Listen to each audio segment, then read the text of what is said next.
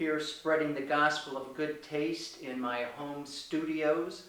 I'm here with my good buddy, Big John Richards, and this is an episode of Big John and Five, where we get John usually, under normal circumstances, if this was coming to you from our studios high atop Barley's Tap Room in downtown Greenville, but there Big John will pick a beer and we'll talk a little bit about it and kibitz and talk about the brewery, etc., etc. But mostly kibitz. Yeah, mostly kibitz. But because we're still sort of in the Wu-Flu lockdown, I just ran out to Total Wine yesterday and found some beers, and so these are my picks with which I get to ambush Big John, and he's got to cough up still some relevant information about him. But having said that, Big John, what do we have here? Drinking a DuClaw beer out of Maryland, the Dirty Little Freak, which, you know, it's a fun beer name, and it's just... It is. We might as well have fun with these things if we're going to do them, right? Exactly. But it's a coconut, chocolate, vanilla, brown ale concoction of some kind, which I know I've had before. We spoke a little bit before we sat down, and I was like, wait, I've had this before. And looking at the bottom, I'm like, but this just says it has vanilla in it. And then I found the rest of the, you know, description. But don't remember, I can't remember what I thought of it. So this will be a good experiment. This will be fun. Putting all those flavors into a brown ale, and at a 5.8%, I suspect it's going to be an interesting journey from big flavors to small beer. Most of my experience with things that say salted caramel on them don't taste like salted caramel at all. And we've featured a couple of them. That's fair. So it'll be interesting to see whether whether any of that flavor resonates in the... It's like 9 words. Oh, it's coconut, caramel, chocolate, salted, I don't know, no, over here it's different words. There's vanilla's on the other side, it's coconut, caramel, chocolate, and then there's something else they use in the actual like packaging description. There's some confusion surrounding this beer. Yeah, well, right, and primarily to me, we packed all this flavor into a beer that's 5.8% alcohol. So, you know, I'm not saying they're wrong. I think it's going to be a fun experiment. I'm just not sure what to think of it before pouring it in the glass. Well, then what I think we should do is go ahead and Pour it in the glass. pour it in the glass. Yeah. Let's call Bud into duty there. We'll get Buddy lined up here. He's been patiently waiting here. This is not the first segment we have shot today, but it's the first one where we've actually opened a bottle, and so he's been patiently waiting to hop into the fray. Right. He's like a good soldier. He's been. That's okay. We'll get that. Yeah, Lady will get Yeah, that, she'll sure. get that. But Bud likes to face the light. When she shows up months from now. Does this require a big head or no? Again, You better hurry up and say something, because it's important to release the carbonation level. And it's a delicate dance, and I think you're doing a great job. I have a bigger head than you do for Yeah, once. that's For right. once today. Every other segment we've shot today, I've had a minimal head, and John has had this. I finally got him to actually pour the beer out into the glass and go. All right, well, it's a pretty color. It looks like a brown ale because you can see right through it. Yep. It's fun. I was telling Russ there's a nice little rabbit hole you can go down with this beer. And they mentioned melanoidin malt, which is a specialty kilned malt that's a lot of times used in bocks and in Irish red ales. And this is a brown, so we're not far off. You know, in the grand scheme of it, I just got finished the other day reading an article that said that was titled "All Beers Are Red," and then made a case for it. So it was neat to come into this and find that they'd used malanoided malt, and then to see when I picked this brown ale up how red it looks through the light. And now Russ is going to do it because it does. It's really It neat. does. It does. You'll have to take our word for it. Yeah, it's probably harder to see It just looks brown through from where you through are. Russ or the wall. Uh, But in any case, I'm going to stick this up to my nose now and see what we got. Cheers. taste them slowly. Oh, wow. The chocolate is It's huge. just all over it.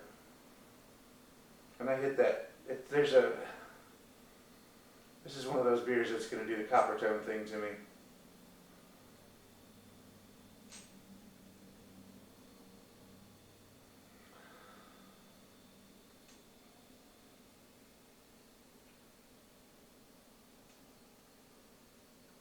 Yeah. I'm having a hard time getting past the coconut and the vanilla. Whew, that's big coconut on the palate too. It's not unpleasant. There's some other beers that have hit me way harder with the coconut in a weird copper tone kind of way. And this one, it smells like suntan oil, but once it hits me on my tongue, it's a little sweeter. And it's actually a nice balance. The coconut gets bigger on the palate because I don't get the coconut on the nose at all. All I get is the big chocolate on the nose. But once it's on my tongue, I'm getting the coconut. I'm more pleased by this than I thought I was going to be.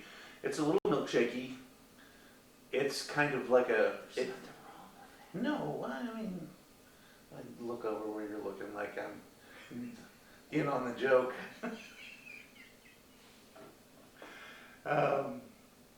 Yeah, it's not something I think I would necessarily drink a bunch of. Well, they have that Sweet Baby Jesus Mhm. peanut butter porter. Yep, and I think it's probably the most famous of the peanut butter ones around the country. Yeah, but that's another one that I can drink 2 or 3 of them and then I'm done, I'm out. Right, And I really like peanut butter beers. right. Russ really likes dark beers And I really in like general. dark beers. The more it sits on my palate, the more it tastes like a brown ale. And those first few notes are so aggressive at the beginning that they kind of seem to mellow out the more it sits with me. So I don't know, and again, I've said it many times on this show that I reserve judgment on a beer till I've finished the whole pint. Because it doesn't do a beer justice to take a sip of it and then say I like it or I don't like it. I can get some initial reaction and get a sense of what it's going to be, but there's no telling what the beer is going to become till you spend half an hour drinking a pint with it. Yeah. And it remains to be seen as this beer warms if it's going to, open up the body or the sweetness even more. 80 or 85% of beers, for me, just mellow out as I drink more of it. Yeah. It's not, and you're right, the initial burst of all that on the nose and in the mouth, then 4 sips later, that's all kind of gone and you're all kind of used to it. And you're exactly right. Some of it is just you getting used to the taste. And I challenge you at home to get a Werther's candy and pop it in your mouth and you're going to go, wow, butterscotch. And by the time you're done with it, the butterscotch is just kind of sort of hanging out and it just tastes like any normal candy. Yep. And that's just your palate. That's just you getting used to it and moving on with your day. Like I said, remains to be seen, but I'm initially a lot more pleased with this than I thought I was going to be. Even though I still get the copper tone thing. And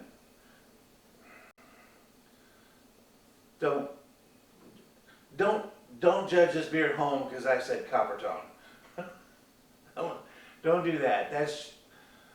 He has a coconut issue. It's true. He has a coconut issue, and which is fine. I don't like coconut anywhere other than in beer. Mm. And I tend to kind of like it. I tend to kind of like it in beer, but I get the aversion. Yeah, and I mean, to I don't feel like I'm anywhere near alone in the world with people who just can't handle coconut. It's an aggressive thing, but there are a lot of people out there who love coconut and would, and would flock to a beer like this based on it versus the other way around. So, again, I'm using the term copper tone, and I mean to. I know you do. You're not, and that's okay. But at the same time, I don't mean it only as a spurious term. I don't. Because It's everybody, a point of reference. because everybody loves the taste of copper. That's tone. right, they do. I have to say, this far into this, having had maybe 8 or 10 sips, it's just sort of mellowed out to a light chocolate kind of thing for me. That's all I'm really. I'm getting more the vanilla the more I sip of Are it. you? Sometimes, and this is one of those times, and we've talked about this before, sometimes I wish that we could turn the cameras back on half an hour from now when the beer's down here. And Because we don't let this go to waste. no. We don't drink it all on camera, but it doesn't Rest go to waste. assured, this beer all finds a good home. Because that would be alcohol abuse, and Right. we are firmly We're opposed to that. staunchly opposed. I don't know that we would ever fundraise on that, but Are we not? well, so far, no.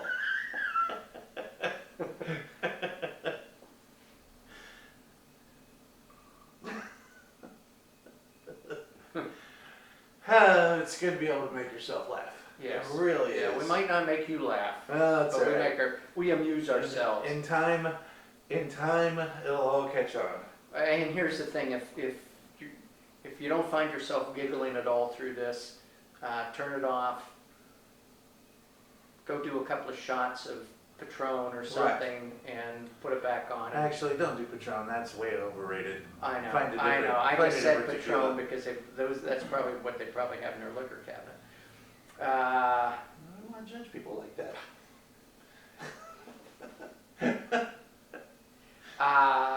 No, I didn't really mean that either. But it's just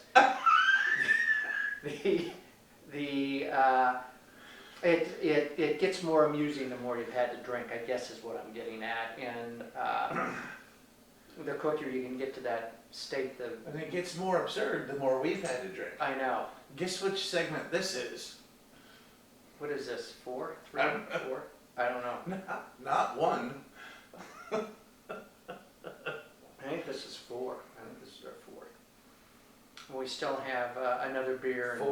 Another beer and two whiskeys to do today. So it's going to get better It as is. the day wears on. And that's a solemn promise.